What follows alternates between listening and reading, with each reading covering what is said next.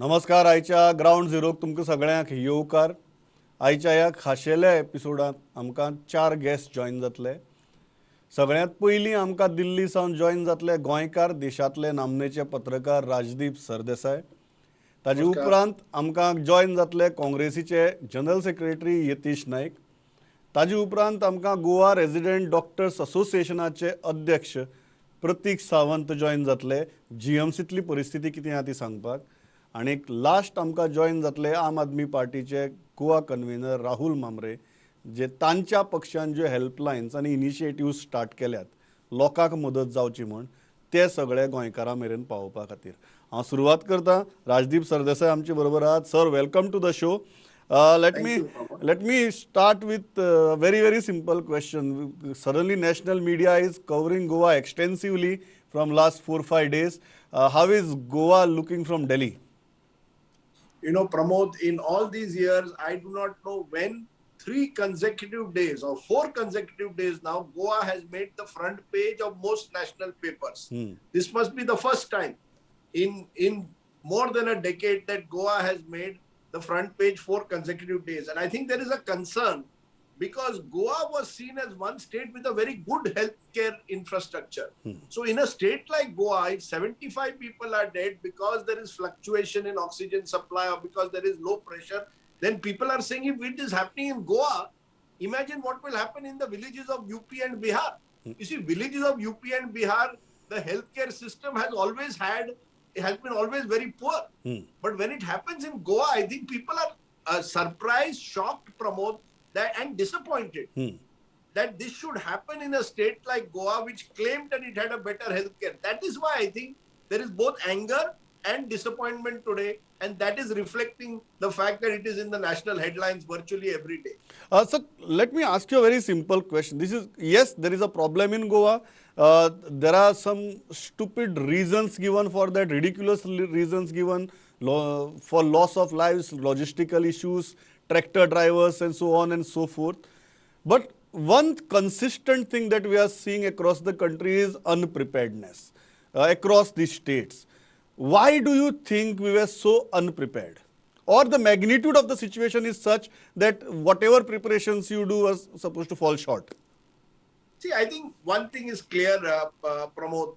The magnitude is such that it was always going to be difficult. Let us be very clear about that.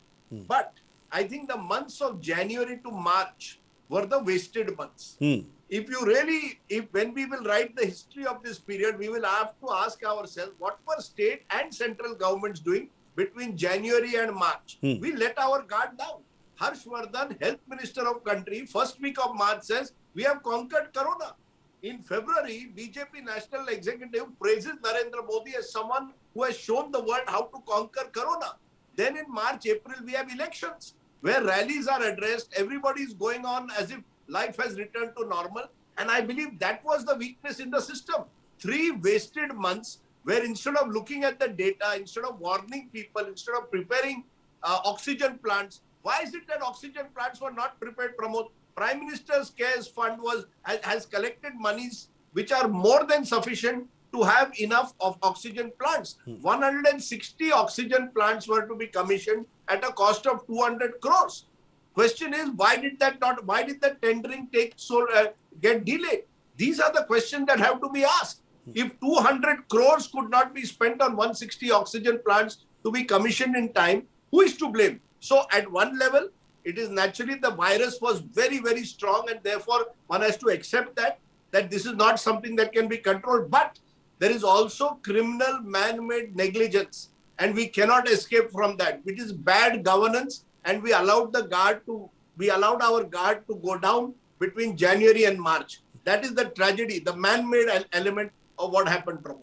So the point is regarding the state versus center. Where does the blame lie? So yes, center initially kept everything in its own powers.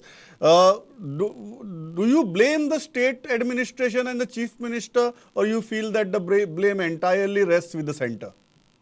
No, I am not going to blame any individual. I think it is unfair to blame any individual. But clearly, those in charge of the system have to take some accountability. Question I am asking, simple question. Goa Medical College is the premier hospital of Goa.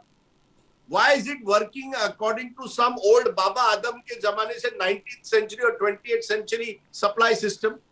Today you are saying people are blaming logistical, the logistics. Surely a tractor trolley, which has to then go through an old pipeline to the third and fourth floor of Goa Medical Hospital, this was known. Why is it that we do not have a modern oxygen plant attached to Goa's premier hospital? Now, this is not about center versus state.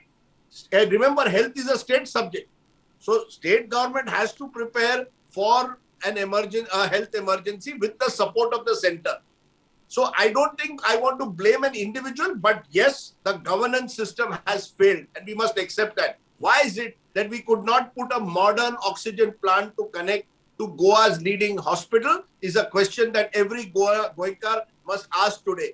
And the answer to that must come. We cannot have people dying and then you come up with your answers. You are accountable for your failures. So without blaming any individual, I think we clearly have not prepared a modern system for a modern India. This is a new India and we have to accept that in this new world, there will be these kind of viruses. But can we not have a better oxygen logistics system in place? Why can't we have a modern oxygen plant? Why do you need a tractor trolley on which oxygen cylinders have to be carried? This is, as I said, the 19th century, 20th century. So we are in the 21st century, Pramod. And that is where I think things have gone wrong. So the question is, why the unpreparedness? May it be at a central level or may it be at a state level? All our politicians, all our people, all the powers that be went on with mass gatherings, mass campaigns for elections. And we knew that second wave is going to hit us harder. Why do you think there was that sense of complacency? What was the reason behind it? You know, this is a very good question, Pramod, to which I think our leaders will have to give an answer. My sense is that, you know, we have a certain chalta hai attitude. And we have an attitude where we are unwilling to face the hard reality, look at data, look at science. If we had looked at data, science, consulted more experts, maybe we would have been better prepared for the second wave. But in India, our politicians, whether at the state or center, believe they know best. So they did not consult enough experts. Our genome sequencing, which is very critical to know how fast the virus is spreading, we reduced the number of samples when we should have been increasing the number of samples in the month of January. And then let us be clear, in a democracy, we work according to various interest groups. There is a Kumbh Mela interest groups of Sadhu Sant Samaj. They have to be placated because there is an election in Uttarakhand and Uttar Pradesh next year. Then the BJP wants to win the Bengal election at all costs. Mamta wants to defend Bengal at all costs. So you have a election there. Election Commission, instead of thinking independently, is doing what the government wants. So I think all institutions have failed as checks and balances. But our failure to look at data and science is part of the problem. And that is really something which no modern country can ignore data and science. America ignored it when Trump was in power and paid a very big price for it. And I'm sorry, between January and March, India also ignored the hard data. And today we are paying a price for it. I repeat, no one could have anticipated perhaps the scale and the sheer surge of this wave. No one could have anticipated, but we could have been much better prepared, no doubt about that. When you look at the data today and the figures, per day figures across India, do you think we have peaked? Somehow our figures are declining, or you feel that this is just an aberration? We can cross the 4 lakh mark again anytime. See, Pramod, I interviewed Professor Brahmar Mukherjee. She's one of the top epidemiologists in the US about 2 weeks ago, 3 weeks ago. And she had said India will peak at about 5 lakhs per day by about middle of May. Now we are about 4 lakh plus, but I think she has basically suggested that around 4 to 5 lakhs and then there will be a dip. We are already seeing that in some parts of the country, like in Mumbai. We are seeing that slowly positivity rates are also coming under control in Delhi. So it will come within the next, I believe within the next 10 to 15 days, there will be a decline in several states. But at what cost? You see, now the fear is of a third wave. Now we are talking about July, August, potentially third wave. In Japan, there is a fourth wave. So while I do believe that the worst may well be over in many parts of the country, we don't know what will happen in rural India. Bengal is still to get a wave. See, it is going geographically. It started in Western India, in Maharashtra, Gujarat. Then it has gone to North India. Then it has come to South India, to Bangalore. Today, Karnataka has the highest number of active cases. Now it is going to spread to East. This time it has also spread to rural India. See, I think we have to be very, very careful in monitoring this on a daily basis. And we have to be willing to listen to experts. You see, problem in India, we are not willing to listen to experts. Goa government, for example, we should have had the best experts guiding the Goa government, in my view. Again, as I said, no point blaming individuals. But unless you have a system in place, what happened in Goa in the last few days will happen again. You have to have systems in place. I want to ask you, why is it that when curfew is called, the curfew is not followed fully? Why is it that various casinos, bars, restaurants were all open till almost the end of April, early May? These are questions that we have to ask. We have to also look at ourselves. But end of the day, the buck stops with our leaders. They cannot pass it on to public now. They have to also take some responsibility and say sorry. I think if someone said sorry, I would feel better. So after seeing so many dead bodies floating around in our major rivers, one concern is that we are hugely underestimating our figures across the country. What can be the percentage of that underestimation? See, I don't want to commit to a number, but it is clear that we are underestimating. One Gujarati newspaper has done a very good analysis where they have shown that the number of people who took death certificates in Gujarat between this year are 15 times more are much more than they took last year. I think it is 1,23,000 death certificate between March and May this year in Gujarat, and almost less than half of that was in 2020. So clearly, you look at Gujarati newspapers, for example, the number of ads which are showing people who have unfortunately died is much greater. We cannot put an estimate, but it is clear that it is much more than what is being officially said. And again, that is a problem. What is the harm in admitting that a lot of people have died? We should be able to give our dead at least a decent burial. Today, crematoriums are overflowing, and in places like UP, the poor do not have wood. So therefore, they are throwing the bodies in the river because they are either too scared or because they are running short of wood or don't have money for wood. Now, this is the condition of India, and we talk of new India. My point is, we have to now start getting real about India. We have not invested in public health for years. 1.5% we invest in public health, and we then we want a world-class health system. You can't get it. The only state, Pramod, which has been able to tackle to some extent COVID in terms of keeping death ratio down is Kerala. Why? Because Kerala invested in public health. Yeah. Kerala is a good model for us in Goa. If we could in Goa, which has, Goa has the potential to become a healthcare capital of India. It is the ideal state for healthcare capital, for people to come. And for Goans who are very, we have a great medical community also, very fine doctors. So we need to invest in healthcare, public healthcare, not just private. Yeah. And build better primary health centers. Copy the Kerala model. Set up colleges for nurses. This is the future. We have invested too long in statues, memorials, places of worship, and not enough in public health and education. I think this is a wake-up call, Pramod. So I came to know that you have taken the second dose of vaccine. And rest of India doesn't know when they will get the first dose. So why do you think this vaccine shortage now? We talk about all kinds of shortages. Now vaccine shortage, and if you take the sheer numbers, the population size of our country, by the time the entire population gets vaccinated, probably those who got vaccinated in the first phase, their antibodies would be over and they would have to get vaccinated again. So that's the kind of a situation we are looking at. And in spite of being the largest producer of vaccines in the world, why we are in this situation? No, Pramod, again, this is where we have to ask ourselves, what were we doing between the months of January and March? You see, in January or December, January, if we had placed firm orders for vaccines, easier said than done. I am not saying it was easy to bet that this vaccine will work effectively, Covaxin will be effective. But had we placed firm orders internationally and nationally, we would have been in a better place today. Now, on April 28th, the government has gone and placed orders for 16 million more vaccines. That is 11 million of Covishield and 5 million of Covaxin. But by then, the earlier stock was almost getting over.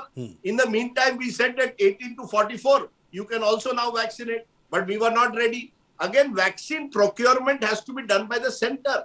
We have to go across the world to all the foreign manufacturing companies, pay them in advance. It is not as if we don't have the money. We have set aside in our union budget 30,000 crore plus for vaccines. The question is, why did we not aggressively go and place firm orders in the month of January? This is the question that have to be asked. I have no doubt in the next 2-3 months, India's vaccine manufacturing capacity will increase. We have finally given licenses to other manufacturers to be able to manufacture Covaxin. Until now, we had only allowed Covaxin, Bharat Biotech and Serum Institute to do it. We could have given compulsory licensing that would have ensured every domestic manufacturer would have also got into vaccine manufacturing. Truly Atmanirbhar Bharat. You see, we make these lovely slogans. It's a nice slogan, but we don't implement it. Point is, we have made mistakes. Let us be clear. Nobody is saying it is easy. Very easy for me to sit here and blame someone. You are saying there were so many things that were under our control that we could have done, which we did not do. Absolutely. Yeah. You are right. See, there is a man-made element, whether it is Goa Medical College. Could we have had a better oxygen supply system for Goa Medical College? Is something which is in control of the authorities. We could have ensured world-class oxygen distribution. Is that not possible? It's not expensive. Vaccines, we could have ensured that firm orders were placed today. Now we are running around the world. Why did we not allow Sputnik from Russia to come 3 months earlier? It has only come yesterday. These are questions that we will have to ask. And unless we are willing to face up to and look in the mirror and say, yes, we made a few mistakes, now we will course correct. That is the way forward. But unfortunately today, politicians don't want to accept mistakes. They blame everyone else but themselves. And I think that attitude is also getting, why are people angry? Goenkars are angry, citizens are angry, because you make promises to people and then don't fulfill them. Health Minister of country said in third week of April, we have enough vaccine, no shortage. Why did you not know that there is a shortage in India? I think these are the things we have to start accepting. Don't fool the people. Be honest with the people. Rajdeep Bab, before I let you go, my final question. You have seen the situation unfolding in Goa. What is your one advice to the government of Goa? My one advice is course correct. Accept that you have made mistakes and be ready to make the changes in rapid time. Don't sit on prestige. Don't play politics. This is not you cannot play politics over the lives of people. Enough of politics. Too much of politics is played. Be honest with people. People will appreciate if you are honest, accept your mistakes and course correct. So my plea to the Goa government and people in power in Goa, and I'm sure that they also realize this, you have to learn from your mistakes and ensure that this never happens again. People are ready to forgive you. They may not forget, but they are ready to forgive you, provided you accept mistakes. And don't blame others. Start taking responsibility yourself. Rajdeep, thanks a lot for joining. I think very pertinent points. आणि म्हाका एक गजाल गोंयकाराक सांगचेशी दिसता की जी राजदीप बाबान सांगली की फाटले 4 दीस ते दिल्ली बसून दिल्लीतल्या सगळ्या नॅशनल पेपरां भितर दर दिसाक गोंयची परिस्थिती वाचतात. इतलें गोंयचें नांव सगळे कडेन पावलां for reasons that we do not want to be associated with. आनी कांय गजाली ज्यो आमच्या हातांत आशिल्ल्यो पूण आमी केली नात अशी परिस्थिती.